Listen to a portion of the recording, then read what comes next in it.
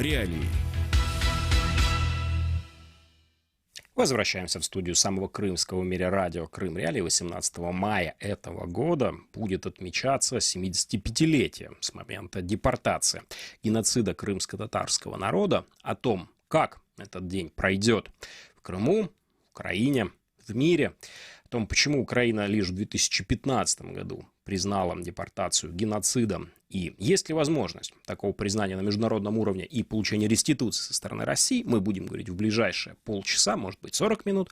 Ну и первый гость нашей студии Нариман Джелял, крымско-татарский активист. Нариман, здравствуйте. Добрый вечер. Итак, 18 мая для крымчан до 2014 года это было событие, связанное которое можно было бы описать главным образом как массовое событие.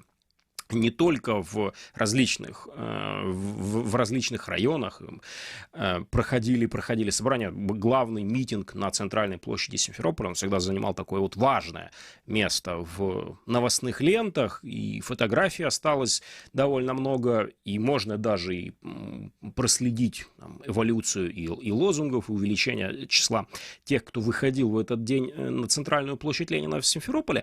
А вот после 2014 года ситуация изменилась. И вот я бы хотел попросить вас буквально, может быть, там в 3-4 предложениях охарактеризовать, если это возможно, вот то, в каком состоянии с 2014 года находится день 18 мая, насколько свободно можно его отмечать, сокращаются ли, может быть, изобретаются какие-нибудь новые дополнительные формы, содействует ли российская власть на полуострове мероприятиям в честь 18 мая. Если да, то, вернее, если нет, то тут, как вы думаете, почему? Но первое, что нужно отметить, что мероприятия, приуроченные к этой годовщине, они разделились на официальные, которые санкционируют и поддерживают действующая в Крыму власть, и те, которые проводит общественность без участия власти и желательно даже без ее участия. То есть активистами национального движения и так далее в разных местах. Так вот, основные мероприятия, которые проводятся под санкциями власти, они выведены на периферию. 17 мая традиционно проводился вечер реквием. Обычно это было мероприятие в зале в виде такого печального концерта, выступления официальных лиц и так далее. Сейчас его проводят в Доме культуры села Мазанка, это в Симферопольском районе. Все, то есть даже не в Симферополе. И не всегда там бывают первые лица Крыма нынешнего. Другое важное событие проводится в станции Сюрень. Это в Бахчисарайском районе. Станция, с которой одно из больших количеств было депортировано или посажено на железнодорожные составы депортированных крымских татар в 1944 году. Там построили или в определенной степени мемориал памяти этого события. И вот власти уже официально, уже с первыми лицами встречаются там. Это вот главные такие официальные мероприятия. Неофициально активисты в каждом районе, в каждом месте, где есть памятные камни или памятники, обязательно проводят возложение цветов, публичные встречи, но очень редко удается добиться официального разрешения на проведение публичного мероприятия в виде митинга, собрания и так далее. Единственным исключением фактически является поселок Октябрьское, Буюк-Булар, где нашим активистам удается уже который год проводить официально разрешенное и достаточно массовое мероприятие. И поэтому вот для тех, кто не хочет сталкиваться с нежелательными первыми лицами, зачастую едут туда. Очень сложно молодежи проводить автопробеги, потому что полиция зачастую их останавливает и или прекращает их, или накладывает административные штрафы и так далее. Важным изменением является то, что для нас главный митинг, он был не только памятным, это было знаковое политическое событие, когда Мустафа Джемилев, Рифат Чубаров, другие официальные лица и гости актуализировали нынешнюю повестку политическую какую-то. Мустафа, особенно в своем достаточно объемном выступлении. Сейчас же все пытается свести исключительно к памяти, не давая возможности говорить о сегодняшнем дне, о позиции крымских татар и о том, чего мы хотим. Вот это те изменения, которые ключевые, наверное, за эти годы произошли. Можно ли сказать, что благодаря действиям российской власти на полуострове или вопреки действиям российской власти на полуострове какие-то изменения происходят с памятью крымских татар о Второй мировой войне, о депортации? Например, вот я имею в виду недавний скандал с учебником для 10 класса и с уничтожением мемориала, на котором были написаны имена крымских татар, служивших в Красной армии. Или вот официальный дискурс отдельно, а народная память отдельно? Вы знаете, официальный дискурс, он строится таким образом, что с одной стороны официальные лица вроде бы говорят, что вот да, надо чтить и так далее, вот этот пресловутый указ президента Путина, там везде его озвучивают, хотя он намного менее значительный, чем законодательные акты России, принятые еще там, в 91 году. Есть законы соответствующие, гораздо более серьезнее и наполненные, но которые не работают абсолютно и не работали ранее, сегодня не работают. Вот.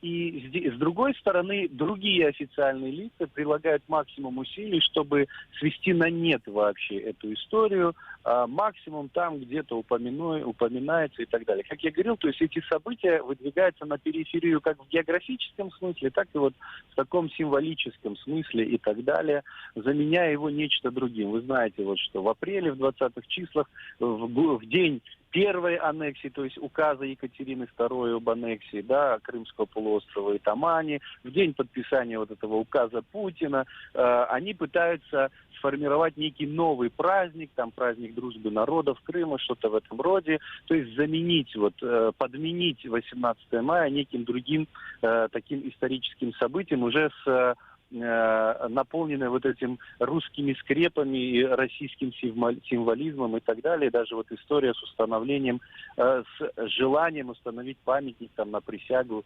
верности крымских татар там и императрицы и что-то в этом роде.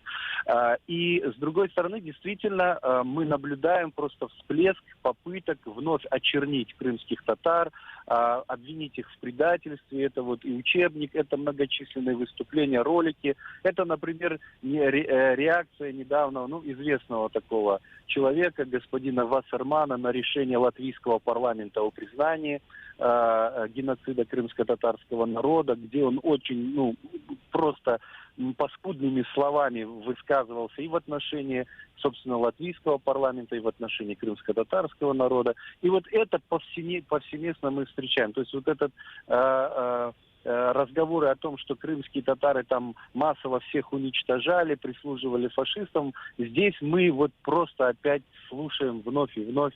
И это на тех же каналах, где в других передачах вроде сочувствуют, и в других передачах вот опять эти обвинения звучат и так далее. Понятно. Поэтому, Понятно. да, Что ж, огромное вам спасибо за ваш комментарий. Напомню, что Наримал Джелял, крымско-татарский активист, говорил с нами из Крыма, а с нами на связи Рифат Чубаров, глава Меджлиса крымско-татарского народа из Киева. Рифат, здравствуйте.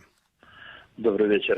Итак, 75-я годовщина депортации крымских татар, которая вот-вот наступит, и еще в 2015 году Верховная Рада Украины своим постановлением признала депортацию геноцидом. И первый вопрос, почему, как вам кажется, это произошло настолько поздно? Ведь уже Украина была независима к тому моменту четверть века. Или наоборот, это даже рано по сравнению с тем, как могло бы быть, если там посмотреть, скажем, на ту же Россию.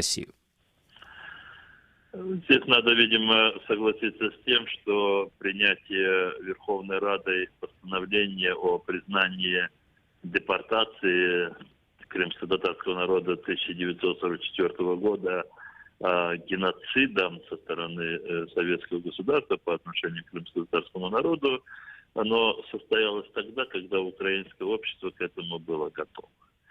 Здесь можно вспомнить о том, как долго украинское общество шло признанию преступления Голодомора и его последствий геноцидом. Я помню многоразовые голосования за постановление, а потом уже и закон о признании Голодомора геноцидом. Это во время президентства Ющенко. И очень многие украинские депутаты отказывались признавать такого рода преступлениями и катастрофой. Что касается крымских татар, то следует здесь честно признать о том, что осознание украинским сообществом роли, места крымско-татарского народа произошло после февраля-марта 2014 года. Как-то в одночасье украинское общество, по крайней мере, значительная его часть, осознала, что это не крымские татары, потенциальные сепаратисты, которые спят и видят, как после того, как они возвратятся все в Крым, укрепятся, то оторвут Крым от Украины. А совсем наоборот, что крымско-татары, как единое такое сплоченное сообщество, цельность такая, они выступили в тех условиях против российской оккупации за территориальную целостность Украины. И это, конечно, было толчком к тому, чтобы украинское общество более внимательно стало относиться ко всему тому, что связано с Крымом и с крымско-татарским народом, и в том числе в отношении того страшнейшего преступления, которое было совершено по отношению к крымским татарам 18 мая 1944 года. Смотрите, Рифат Чубаров, у нас буквально 2 недели назад, 2 недели назад Латвии Сейм проголосовал тоже политическое постановление признания депортации геноцидом крымско-татарского народа. Почему вам как вам кажется, первая страна вне Украины, которая это сделала, это Латвия, и что нужно делать для того, чтобы примеру Латвии последовали и другие страны? Здесь очень много факторов. Они и объективные, есть и такие, которые появились недавно. Во-первых, все, что связано с балтийскими странами, и особенно с Литвой и Латвией, крымских татар очень многое связывает. Если с Литвой, вы это прекрасно знаете, вы историк, если с Литвой этой связью уходит столетия в глубину веков, средних веков, более 600 лет, то с Латвией в новейшей нашей истории, в советское время, начиная с того, что наши ветераны и участники крымско-татарского национального движения в лагерях сидели с балтийскими диссидентами. Когда распадался Советский Союз и первые эти республики союзные, которые с такой трудностью вырывались из этого общего советского плена, крымские татары были очень активной поддержке свободолюбивых устремлений и Латвии, и Литвы. Я могу сейчас просто навскидку вспомнить о том, как из Крыма выезжали машины с продуктами, 2 машины Илья Умеров возглавлял, и мы таким образом не столько прорывали продовольственную блокаду Литвы, которую тогда объявила Москва, а сколько мы демонстрировали о том, что литовцы не остаются одни. И Ильми тогда доехал этими 2 машинами, привез туда крымский мед, орехи и многие другие продукты. Но это всего 2 машины, но сам поступок, само действие.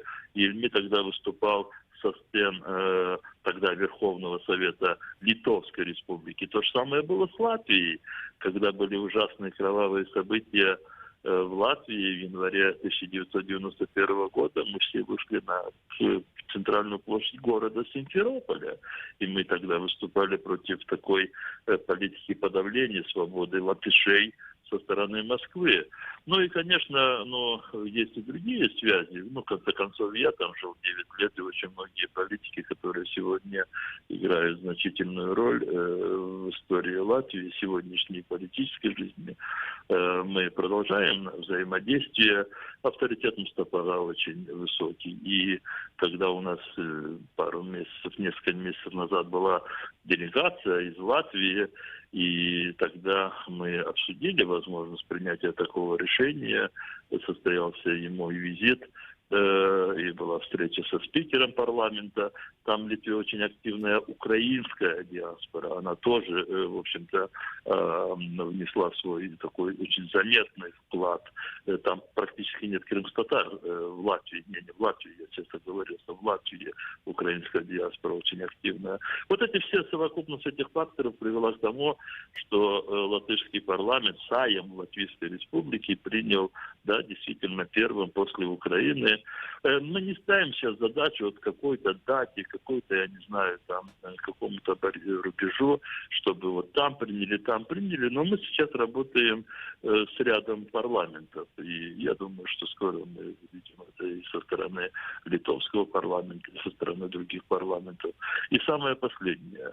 Латвия, Литва, Эстония, да и Польша, и Румыния. Это в одном случае страны, которые были в Советском Союзе, в другом случае в так называемом социалистическом лагере. Им эти сюжеты, им эти трагедии близки. Что ж, большое вам спасибо за ваш комментарий. Я напомню нашим слушателям, что это был Рифат Чубаров, глава Меджлиса крымско-татарского народа. Это радио Крым Реалии. Ни в коем случае не переключайтесь. И после короткой паузы мы вновь вернемся в эфир. 21 сентября 2015 года вы впервые услышали радио Крым Реалии, а мы впервые вышли в эфир. Каждый день мы готовим новости, ток-шоу и авторские программы. И все потому, что крымчане имеют право знать. Возвращаемся в студию самого крымского в мире радио Крым Реалии. С нами на связи Олег Бажан, старший научный сотрудник Института истории Украины, кандидат исторических наук. Олег, здравствуйте. Добрый вечер. Итак, очень скоро Украина будет на государственном уровне отмечать, почитать память жертв депортации крымских татар, 75-летнюю годовщину этой трагедии. Я хотел бы у вас спросить в первую очередь, как у исследователя. Все ли что можно узнать было об этой трагедии на украинском материале? Все ли изучено, все ли исследовано? Можно ли говорить о том, что академический мир Украины вот тему з депортації кримських татар изучил и закрыл? Ну, так говорити не можна. Звичайно, є можливості для того, щоб цю тему досліджувати. Проте основні документи, які зберігаються у музеєвому архіві Служби безпеки України, у колишньому партархіві, це вивчено і, відповідно, є джерела надруковані. Тому ми можемо дійсно представити всю ту картину політичних репресій, депортації кримських татар у період саме із 44-го року. І, звісно, річ, це вже в період з 50-х, 60-х років. Але на сьогоднішній день ми, звичайно, залишаються дискусійними питаннями. Це з приводу того, скільки загинуло кримських татар у дорозі, коли вони прямували саме з Кримського півострову до Середньої Азії. Тобто ще є, звичайно, ті чи інші прогалини, з якими треба працювати. А вот если мы так посмотрим, если есть, конечно, такая возможность, если вы можете об этом сказать и посмотреть на перспективные направления исследований, можно ли попытаться договориться с Узбекистаном, например, о том, чтобы проводить эти исследования там, или, может быть, с Российской Федерацией, или особенного желания эти страны не выказывают углубляться в эту трагедию? Ну, звичайно, на сьогоднішній день Узбекистан є такою закритою країною, але я думаю, що в плані саме дослідження архівів Узбекистану є певна перспектива. Я думаю, що дійсно перспективним є дослідження архівних документів Казахстану, бо ми знаємо, що частка кримських татар також потрапила на спецпоселення до цієї Середньоазіатської республіки. Тому я думаю, що дійсно ці питання можна вивчати. Наскільки я знаю, є документи опубліковані які розкривають саме режим спецпоселення кримських татар в Маріїнській РСР. І відповідно ці документи ми також долучаємо для того, щоб дати відповідь, чи дійсно насильницька акція сталінського режиму у травні 1944 року носила ознаки геноциду. А вот если мы поставим вопрос по-другому, посмотрим на ситуацию под другой точкой зрения, не столько исследования, сколько вот популяризации и обнародования этих материалов. Вот на сегодняшний день на правильном ли, на достаточном ли уровне находится освещение темы депортации крымских татар в среде студентов, в высших учебных заведениях, хотя бы исторических специальностях и в школах, или недостаточно?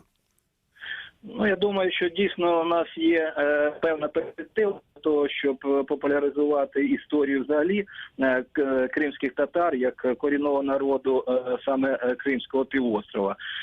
Наскільки я знаю, то відповідні спецкурси історії меншин, проживаючих на території України, існують у вищих навчальних закладах. Ну, звичайно, що годин для того, щоб розвивати цю тему, мабуть, недостатньо, тому, звісно, річ, потрібно над цією проблемою працювати і Міністерство освіти і науки, і, відповідно, Міністерство інформації.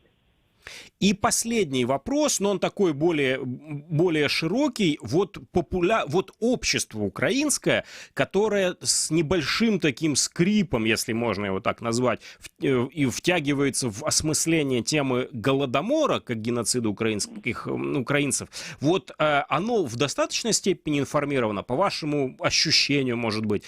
Достаточно ли говорится об этом в прямых эфирах, в телевидении, в популярной прессе? Или связи между, вот там, скажем, геноцидом украинцев и геноцидом крымских татар не так много, и поэтому украинцы не так много внимания на это обращают? Ну, я з вами можу погодитися, що дійсно про Голодомор 32-33 років більше є інформації, відповідно також публікацій на сторінках ЗМІ, ніж про що відбувалося з кримськими татарами саме в період Другої світової війни. Тому, звичайно, ще для багатьох тих українців, яким далеко за 60, звичайно, їм ще треба дійсно багато що розвіювати, оці так звані міфи, які склалися у часи Радянського Союзу, що все ж таки кримські татари, так само, як і українці, боролися проти нацизму, і не можна, звичайно, весь кримських татар називати колабораціоністами. І, звісно, що нам потрібно показувати, що в цьому сенсі історія кримських татар і українців дуже подібна, тому що один і інший народ зазнали дуже багато поневірянь від радянського режиму. Я с вами не прощаюсь. Мне говорят, что у нас есть слушатель на связи. Добрый вечер, вы в эфире. Если можете, представьтесь и задавайте ваш вопрос. Добрый вечер, господин Громенко. Вы слышите? Я вас внимательно слышу, и вам добрый вечер.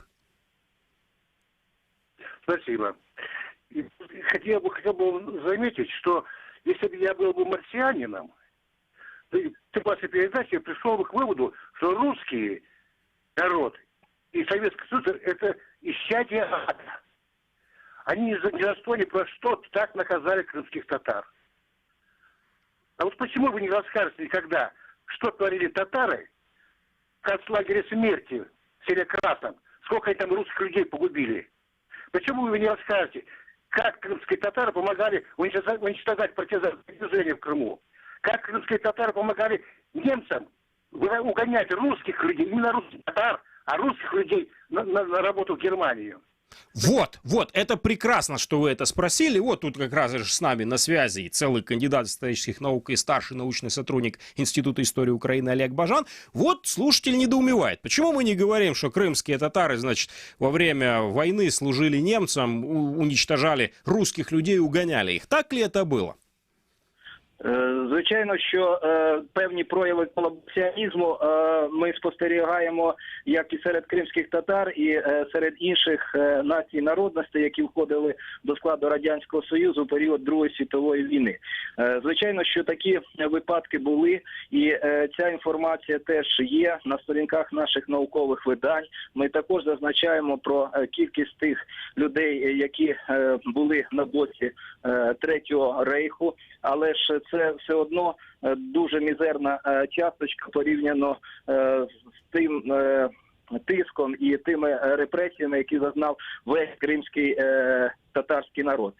Тобто, знову ж таки, настільки я володію інформацією і можу опиратися на документи, то можу зазначити, що більшість тих, хто знову ж таки був і здійснював злочини проти людства і конкретних людей, були заарештовані тими ж самими спецслужбами радянськими відразу після того, як вони увійшли у Крим, тобто на початку травня 1944 року. Але ж переносити це на весь кримський татарський народ – це є неправильним. Відповідна інформація є, і ми її не приховуємо. Ми дійсно пишемо про ті допоміжні татарські батальйони, які існували, але саме такі, повторюю ще раз і підкреслюю, що певні прояви колабораціонізму ми можемо спостерігати як і з боку українців, так і з боку росіян, так і з боку французів, бельгійців, поляків, датчан. Тому не можна такою чорною фарбою вымазывать весь кримский татарский народ. Что ж, огромное вам спасибо за ваш комментарий. Это был Олег Бажан, старший научный сотрудник Института истории Украины, кандидат исторических наук. А с нами на связи Вадим Лушпиенко, начальник управления прокуратуры Автономной Республики Крым, которая в Киеве. Вадим, здравствуйте. Доброго вечера. Если мне не изменяет память, года 3 назад, может быть даже больше, прокуратура Автономной Республики Крым начала следствие уголовное по факту депортации крымских татар как преступления против человечности. И вот я хотел бы у вас поинтересоваться, накануне 75-й годовщины этой самой трагедии, действительно ли продвинулось следствие в этом вопросе достаточно и когда можно ожидать передачи этого дела в суд? Дякую за запитання. В інтересах правосуддя з метою надання належної правової оцінки дій осіб, які вчинили особливо тяжкий злочин, що порушує норми міжнародного права, прокуратура Автономної Республіки Крим здійснює досудове розслідування за фактом геноциду кримсько-татарського народу та представників інших національних груп, який відбувся в 1944 році, а саме за ознаками злочину передбачено частиною 1 статті 442 Кримінального кодексу України. Специфікою геноциду кримсько-татарського народу є спосіб його вчинення. Він відбувався шляхом переміщення народу з території Кримської РСР через територію сучасної України до спецпоселень, розташованих на території колишніх соціалістичних республік, а саме Киргизької РСР, Таджикської РСР, Узбекської РСР, Казахської РСР, також Башкирської РСР, Марійської РСР та інших областей Радянської Соціалістичної Республіки. За результатами проведення досудового розслідування на сьогоднішній день слідчими прокуратури складено понад 150 протоколів огляду статей та архівних документів, які знаходяться на материковій частині України. Допитано понад 200 свідків тих подій, 45 з яких є мешканцями тимчасово окупованої території. Також призначено ряд експертиз, серед яких можливо виокремити історично-правову, демографічну, судово-медичну та безпеки життєдіяльності та інші. Загалом прокуратури здійснена колосальна робота по збору доказової бази з метою встановлення всіх обставин кримінального правопорушення, які підлягають доказуванню в кримінальному провадженні, що передбачено статтею 91 Кримінального процесуального кодексу України. Також прокуратурою направлено запити про міжнародну правову допомогу до Російської Федерації, Казахстану, Узбекистану, Таджикистану та Киргизької Республіки. На сьогоднішній день є відповідь тільки з Російської Федерації, але вона негативна, тому що вони відмовилися надавати документи. Від інших країн на сьогоднішній день відповіді немає. Можу сказати, що рішення про завершення досудового розслідування буде прийнято за результатами вивчення усіх обставин, які підлягають доказуванню у кримінальному провадженні з урахуванням отримання висновків науковців, результатів проведення експертиз, аналізу доказів, для отримання яких направлені відповідні міжнародно-правові доручення. Тому на сьогоднішній день досудове розслідування триває. Что ж, огромное вам спасибо за ваш комментарий. Из первых уст Владимир Лушпиенко, начальник управления прокуратуры Автономной Республики Крым. Следствие продолжается, в суд пока дело не передают. И с нами на связи Борис Бабин, юрист-международник и экс-представитель президента Украины в Крыму. Борис, здравствуйте. Доброго вечора. Вот тут мы накануне 75-й годовщины депортации крымских татар говорили мы уже с Рифатом Чубаровым о политической составляющей. Вот теперь в конце программы говорим в том числе и с вами о юридической составляющей этого вопроса. Мы знаем, что следствие идет, пока в суд дело не будет передано. По вашему мнению, есть ли перспективы того, что в ближайшее время, или может быть не в ближайшее время, но украинская Фемида примет к рассмотрению это дело и вынесет вердикт, и геноцид крымский, и депортация крымских татар будет признана геноцидом таким же способом, как, например, был признан Голодомор? Ну, по-перше, саме таким способом точно не буде, бо діяло інше процесуальне законодавство. Я думаю, що істотно вплине на швидкість розслідування можливі кадрові зміни і в прокуратурі в цілому, і в регіональній прокуратурі, і в СБУ. І це, можливо, трохи пришвидшить цей процес, який ми спостерігаємо багато років на приблизній тій самій стадії листування з Російською Федерацією. І, звісно, є декілька варіантів судового розвитку цієї справи, а в будь-якому випадку вона потрапить до суду. Як би цього не хотіли, цьому не хотіли протидіяти російські агенти впливу в Києві і в інших місцях, але це може бути суд по суті справи, це може бути оскарження рішень досудового слідства щодо припинення справи. На міжнародному рівні, скоріш за все, це будуть рішення Європейського суду з прав людини за позовами потерпілих в цій справі, і вже окремі провадження там, до речі, давно тривають. На більш глобальному рівні можливе також провадження щодо виконання Російською Федерацією, а можливо, на жаль, Україною, Конвенції 49-го року про протидію злочину геноциду. Тобто тут є декілька моделей в розвитку. Усі вони передбачають активну позицію захисту. В першу чергу, бо ми, крім як на захисників потерпілих, ніяких подій щодо ефективності розслідування не покладаємо сьогодні. А також це також залежить від наукової підтримки, але тут все гаразд. В Україні достатньо науковців, які, якщо нарешті хтось запитає їх думку, абсолютно вичерпно допоможуть кваліфікувати ці злочини проти людяності, які не мають терміну давності. И вот вы говорите о том, что есть несколько вариантов. Я не буду спрашивать вас обо всех. Может быть, наши слушатели не так глубоко в юридической теме. Но вот с вашей точки зрения, какой вариант наиболее вероятен и когда этот наиболее вероятный вариант может быть осуществлен? Грубо говоря, в ближайшие 5 лет признают на украинском и европейском уровне? Или 5 лет это слишком быстро и нужно ждать больше? Я думаю, що якщо справа піде саме у вимірі захисту прав потерпілих, так, найближчим часом ми отримуємо такий варіант протягом декількох років. Це буде фактично провадження проти України, де в цьому провадженні потерпілі доведуть факти, обставини геноциду чи в Національному суді, чи в Європейському суді з прав людини. Для рішення українського суду по суті, де будуть живі обвинувачувані, а всі знають, де їх взяти і як вірно кваліфікувати депортацію, і, зокрема, органи розслідування не можуть це не знати, то це трохи інше, і, повторюся, це я бачу за можливе, якщо з випадку докорінних кадрових змін відповідних правоохоронних органів. Але маємо шанс, бо вибори відбулися, можливо, там щось зміниться. Хорошо, теперь более глобальный вопрос. Последние года 4, наверное, точно, я слышал о том, что время от времени министры юстиции и заинтересованные другие правоохранители Украины, Польши, балтийских стран и некоторых восточноевропейских обсуждают вопрос создания, если не всемирного глобального международного, то хотя бы такого регионального трибунала для осуждения преступлений советского режима. По вашему мнению, это вообще реально так, чтобы нескольким странам собраться и осудить коммунизм? Или это тоже больше разговоры в пользу бедных? Ну, ви абсолютно правильно сказали, слід щось розповідати виборцям.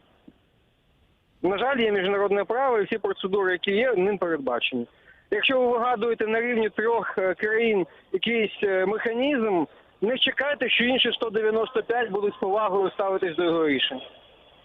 Но в конечном итоге в Нюрнберге ведь тоже были представлены не все существовавшие на тот момент государства. Насправді ні. Коаліція переможців на той момент об'єднувала абсолютно більшість країн світу.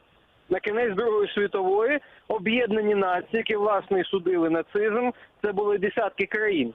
Там просто загалом не так багато країн було на час світі незалежних. Тому ні, тоді як зараз це була абсолютна більшість. То есть, а можно ли попробовать, например, вот, простите уж мне мою юридическую неграмотность, может ли Украина, например, потребовать в Международном суде ООН от России рассмотрения этого вопроса о депортации России как правонаследницы Советского Союза и требовать от России компенсации? В Міжнародному суді ООН розглядаються справи, на які мають надати згоду обидві сторони за певними конвенціями. На сьогодні Україна вже подала позов щодо расової дискримінації стосовно кримських татар, і питання депортації там згадується лише як така, знаєте, невелика історична канва. Більшого саме в цих конвенційних вимогах я не бачу, але знов-таки, можливо, нова команда МЗС щось зробить з конвенцією з питань геноциду. Я на це дуже сподіваюся. Ну, например, что? Вы так говорите полунамеками, що даже я... Я не можу казати деталі, бо інша сторона також не має, можливо, знати їх до певного часу. Це вже, вибачте, юридичні тонкощі. Хорошо, ну тогда последний к вам вопрос. Чисто теоретически, есть ли шанс каким-нибудь механизмом попробовать сделать так, чтобы Россия, как правонаследница Советского Союза, компенсировала, осуществила, может быть, реституцию, или это без вариантов, и Россия никогда не раскошелится? Ну, все залежить від того, кому саме Росія має платити. Насамперед, Росія має платити жертвам. І, як не дивно, в Росії є відповідне законодавство, а саме закон про реабілітовані народи 91-го року. В принципі, на національному рівні які ці процедури, і вони їх можуть використовувати вже сьогодні. Тобто там змушувати їх, як то кажуть, можна на політичному рівні, на юридичному рівні, все давно там схвалено. Навіть сьогодні ви бачите, коли Росія протиправно надає українським громадянам паспорти Російської Федерації, окремою категорією там є якраз депортовані особи та їх нащадки. Что ж, большое вам спасибо за ваш комментарий. Напомню нашим слушателям, что с нами на связи был Борис Бабин, юрист-международник и экс-представитель президента Украины в Автономной Республике Крым. У микрофона для вас работал Сергей Громенко, но ни в коем случае не переключайтесь, потому что после короткой паузы мы продолжим «Крымский вечер» на Крым Реалии. 21 сентября 2015 года вы впервые услышали радио «Крым Реалии», а мы впервые вышли в эфир. Каждый день мы готовим новости, ток-шоу и авторские программы. И все потому, что крымчане имеют право знать.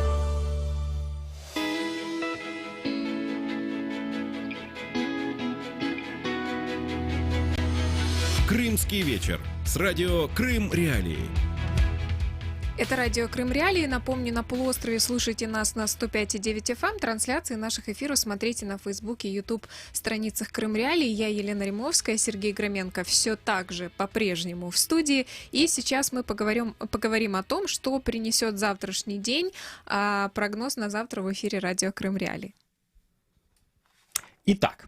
Защитный купол построили над Ханским дворцом Бахчисарая. Металлический купол-навес все-таки достроили над южной частью Ханского дворца. Об этом сообщил директор Бахчисарайского историко-культурного археологического музея-заповедника Вадим Мартынюк. И, по его словам, конструкция необходима для продолжения ремонтных работ, которые сейчас проводятся. По предварительной оценке, реставрация всех 16 зданий Ханского дворца в Бахчисарае будет стоить чуть более 1,5 миллиарда рублей. На первоочередные противоаварийные работы в Ханском дворце было выделено уже почти 150 миллионов рублей. Первый этап этих работ был завершен осенью прошлого года, после чего подрядчик приступил к разработке проектно-сметной документации для проведения реставрационных работ. Киев, напомним, неоднократно критиковал реставрацию, которую проводит российская власть в Ханском дворце. Министерство культуры Украины утверждает, что из-за проведения этих работ существует угроза разрушения главного корпуса Ханского дворца. Большинство россиян без сбережений. Такие данные нового исследования российского Левада-центра. В России 65% семей не имеют сбережений. Накопления, по данным социологов, в основном могут позволить себе семьи с высоким доходом, большая часть которых живет в крупных городах. К примеру, в Москве таких более половины, 54%. Средний размер накопленных средств от 140 до 200 тысяч рублей. При этом половина семей имеет сбережения в размере не больше, чем 56 тысяч рублей. Около трети россиян считают, что сейчас плохое время для накопления денег, и согласно данным Росстата, в 2018 году лишь 3,5% денежных доходов были направлены на сбережения, а это минимальный показатель за 20 лет. Хуже было только в 1998 году, когда на сбережения уходило 2,5% доходов. Ну и большая часть доходов россиян уходит на текущее потребление и обязательные платежи, доля которых по итогам прошлого года выросла до максимума в истории России. В Симферополе отремонтируют так называемую лестницу любви. Реконструкция должна начаться в следующем году. Об этом сегодня заявила глава российской администрации Симферополя Наталья Маленко. Лестница любви в Симферополе — это сооружение на восточной окраине исторического центра города, которое связывает улицы Ленина и Воровского. По некоторым данным, во времена Средневековья здесь располагался дозорный пункт, с которого открывалась долина реки Салгир. Ну а название лестницы любви произошло от названия природного скального образования, которое на старых открытках Симферополя обозначена как «скала любви». Но у меня вопрос. Если пока еще Салгир не почистили и набережную не привели в порядок, есть ли смысл ремонтировать лестницу любви, если вид на Салгир? Ну, я на этой лестнице любви был один раз в своей жизни, и поэтому я не могу вынести экспертное... На первом свидании? Ну, оно было не первое, но ближе, конечно, к началу отношений. И могу сказать, что экспертное мнение по этому вопросу я не готов вынести. Но тогда вид на Салгир нормальный был? Я тогда не на Салгир смотрел. Напомним, что лестница состоит из более чем 130 ступеней. Последние попытки благоустройства этой территории были предприняты городскими властями более 10 лет назад. Но не все, конечно, так плохо, потому что в центре Симферополя начали восстанавливать просевшую плитку. Реконструкцией занимаются сотрудники бюджетного учреждения «Город». В этом вновь говорит российский мэр Наталья Маленко. Она подчеркнула, что ремонт плитки будет произведен с минимальными неудобствами для горожан. По словам Маленко, на улице Пушкина провалы были в нескольких местах. Главная задача была понять причины случившегося. Далее цитата. «Мы сделали то, что должны были сделать. Поняли причину, по которой это происходит. Сегодня трудно сказать, что это, недобросовестность подрядчика или непонимание». Конец цитаты. Философские такие размышления по поводу плитки. Да, третий раз в центре Симферополя будут перекладывать плитку за последние 5 лет, если мне память не изменяет. Но Маленко верит, что ко дню Симферополя, ко 2 июня, ремонтники успеют ее поменять. Тут стоит напомнить непосвященным слушателям, что в начале апреля жители Симферополя в социальных сетях начали жаловаться на просевшую тротуарную плитку на отремонтированных в 2016 году участках улицы Пушкина в центре города.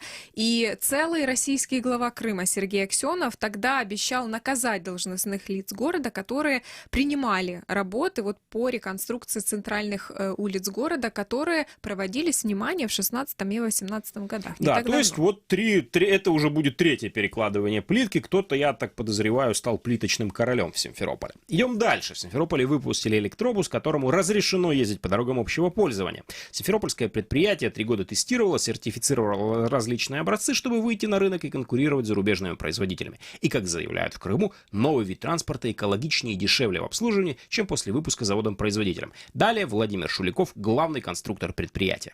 Подобный автомобиль в день может тратить топливо на 1000 рублей. Когда мы его переделаем на электротягу, затраты на передвижение будут порядка 150-200 рублей.